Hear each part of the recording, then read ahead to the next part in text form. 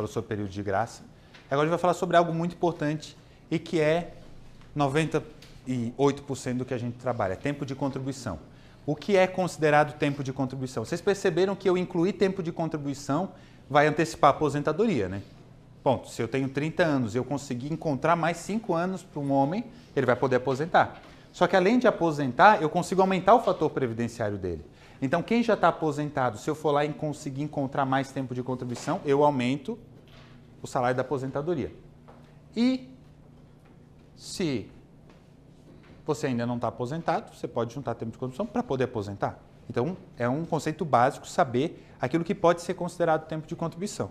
Aqui é muito até questão óbvia. O primeiro, né, período de segurado empregado. Você está registrado, está lá na carteira de trabalho, isso aí é tempo de contribuição. Contribuinte individual, esses períodos que você paga o carnê como contribuinte individual vão ser considerados como tempo de contribuição. Serviço militar obrigatório, que a gente falava antes, é considerado como tempo de contribuição em que pese não seja considerado carência. Então não vai contar como carência, mas vai contar como tempo de contribuição. Trabalho rural, eu falei para vocês ali antes também, que também é considerado tempo de contribuição, apesar de não ser considerado carência. E não é considerado carência por quê, Sara?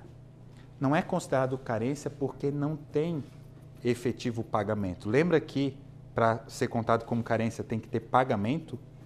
Tudo tem que ter pagamento para carência. E o serviço rural, o trabalho rural, não tem pagamento, então ele não vai contar. E o tempo especial ficto. Lembra que eu expliquei para vocês que o homem trabalha em atividade insalubre e ganha 40% de um bônus, um adicional, um tempo que não existia, mas ele passa a existir só para fim de cálculo? Isso daí é considerado tempo de contribuição, apesar de também não ser considerado carência. Olha só, TNU é Turma Nacional de Uniformização. Quem já estudou Direito Processual Civil sabe que nós temos o Juizado Especial Federal. Para uma sentença do Juizado Especial Federal, eu posso fazer um recurso para a turma recursal. Da turma recursal, eu posso fazer um recurso para a turma regional de uniformização e também para a turma nacional de uniformização. Ela fica junto ao CNJ lá em Brasília. E tem uma súmula lá na TNU que diz o seguinte: a carteira de trabalho em relação à qual não se aponta defeito formal que lhe comprometa a fidedignidade goza de presunção relativa de veracidade, formando prova suficiente do tempo de serviço para fins previdenciários, ainda que a anotação do vínculo de emprego não conste no cadastro lá no INSS, que é o CNIS.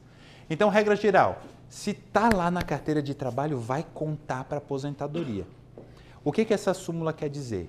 Que se essa carteira de trabalho não tiver nenhum defeito formal que lhe comprometa a fidedignidade, ela vai contar para a aposentadoria.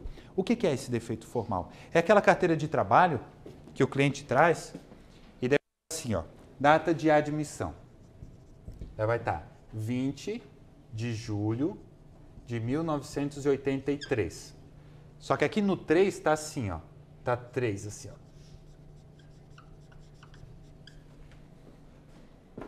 Sabe quando a caneta deu uma forçada?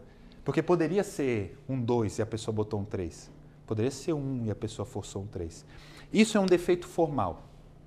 É quando está lá, mas só que alguém passou um leak paper e botou outra data em cima, ou está borrado, ou acontece muito na nossa região, e acontece muito mesmo, vocês vão ver muito isso.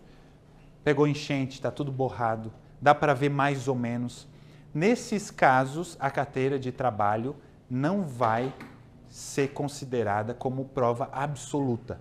Veja só, a carteira de trabalho em relação a qual não se aponta defeito formal goza de presunção relativa. Quem estuda direito bem sabe que nós temos presunção relativa e presunção absoluta.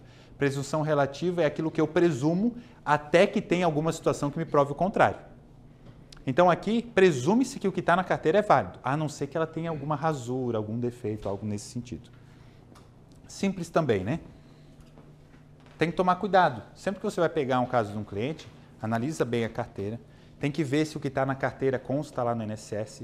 Se não constar e na carteira tiver tudo bonitinho, tudo certinho, assinado, não está borrado, vai contar, é fácil. Agora, se tiver borrado, já pede testemunha, porque o INSS vai negar. Ação trabalhista. Brasil, né? Todo mundo sabe que no Brasil o pessoal tenta ser espertinho. O que acontecia? Vou passar um histórico para vocês. O entendimento da justiça é que se você entrava com uma ação trabalhista, você foi lá, entra com uma ação trabalhista para reconhecer um vínculo de emprego. Ok? Vou dar um exemplo melhor. Antônio tem uma empresa e ele é meu amigo. Eu quero dizer para o Antônio o seguinte, eu falo para o Antônio, Antônio, pô, tu tem uma empresa desde 1970. Sabe o que a gente pode fazer? Eu vou lá, eu faço uma ação trabalhista contra ti para dizer que eu trabalhei 20 anos lá na tua empresa. E daí depois, lá dentro da ação, a gente faz um acordo, onde tu nem precisa me pagar, é só reconhecer o tempo de serviço. Tu vai lá na ação, na contestação e fala, não, realmente, ele trabalhou comigo e tudo mais. A gente faz um acordo para reconhecer. Finalizou a ação. Uma sentença judicial. A sentença trabalhista tem força, coisa julgada, está lá. Reconheceu o vínculo de emprego. Aí você vai lá no INSS e fala assim, o seguinte, INSS, eu tive aqui por uma sentença judicial transitada em julgado na Justiça do Trabalho, o reconhecimento de que eu trabalhei na empresa do Antônio por 20 anos. Eu quero contar isso daqui para aposentadoria. O que o INSS vai fazer? Se você for para a Justiça, o que a Justiça vai fazer? Não importa, porque tem muito cara de fraude. Está na cara que isso é uma fraude. E o que acontece muito? Se foi há 20 anos atrás o nosso trabalho, Antônio, ou esse suposto trabalho, o que vai acontecer é que, sabes que a gente comentou antes, que para cobrar qualquer coisa tem um prazo, né? Com exceção dos precatórios. Para tudo tem um prazo. Então, veja bem, o prazo para que a Receita Federal cobrasse a contribuição previdenciária de ti, mesmo que tenha sido reconhecido hoje, já passou. Porque o prazo é 5 anos. Ou seja, olha só que situação esdrúxula que ficaria. Eu não trabalhei, eu entrei com uma ação, não tinha prova nenhuma, fiz um acordinho, vai contar para minha aposentadoria, ele nem precisa pagar o INSS disso? Não faz sentido. E tudo que não faz sentido, no começo às vezes pode até passar, mas depois não passa mais. O que passou a acontecer? O Judiciário e tanto o INSS começaram a entender que essa ação trabalhista ela não tem força nenhuma para fins previdenciários. Não tem força para fins previdenciários.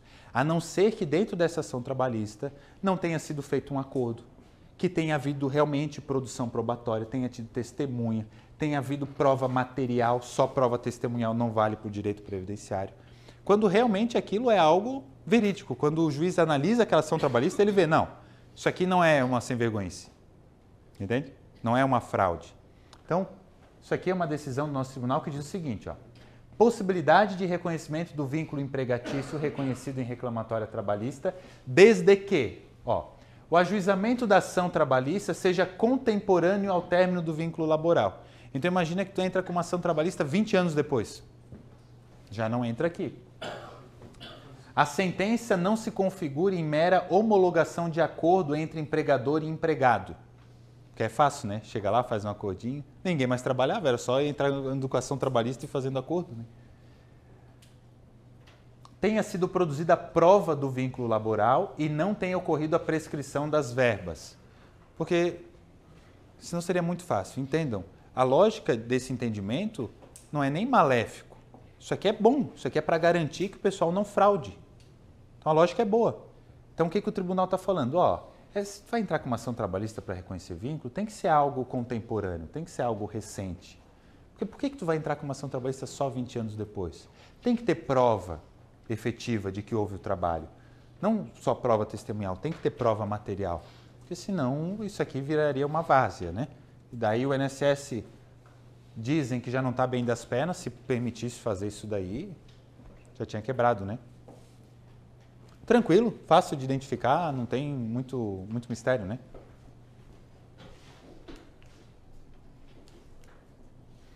Serviço militar obrigatório, decisão judicial. O inciso 1 do artigo 55 da Lei de Benefícios determina o cômputo para fins de aposentadoria por tempo de contribuição do período de serviço militar prestado pelo segurado.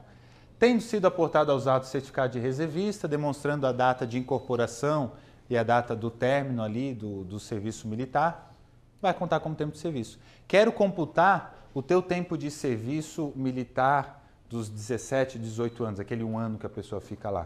Pega o certificado de reservista da pessoa, tem a data que entrou, a data que saiu, leva no INSS, vai considerar. Fácil, tranquilo, não tem mistério. Normalmente não se judicializa isso, tá?